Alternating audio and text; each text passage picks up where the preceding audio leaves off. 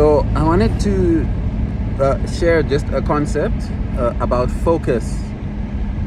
Today, I was selected for a Mr. Zimbabwe competition. I'm a Zimbabwean, by the way, for you Americans. Americans are my largest consumers of content. I'm a Zimbabwean, even though I don't sound like this. I'm a Zimbabwean. So I was selected for a Mr. Zimbabwe competition, and I wanted to just share something about focus. I have never modeled before. But what was required for the selection was you need to do a walk as if you are on the runway. So what I did was, once I was notified and called to the place, I asked, can I go to the bathroom? I went and I found a 1-minute tutorial on how to walk like a model. I did just that. I watched it, perfected it in the bathroom, came out and I did a walk.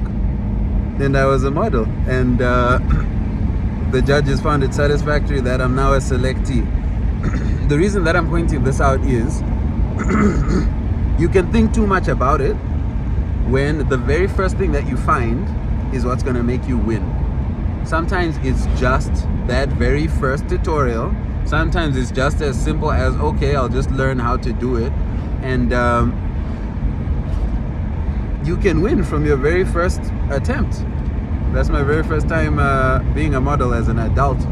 I was a child model, but there's no runway or posing in that. So more updates to come soon. But I'm going on a diet so that I can compete with the actual models who are also in this competition. I was standing next to T'Challa today. I need to give myself a chance. So a couple workout videos also incoming. I got a fitness coach who I hired just for this purpose. I wanted to share that concept with you before I left my head. Sometimes your first attempt is enough. Sometimes that first video is the one. Sometimes you could just go to the bathroom for a couple minutes and perfect everything.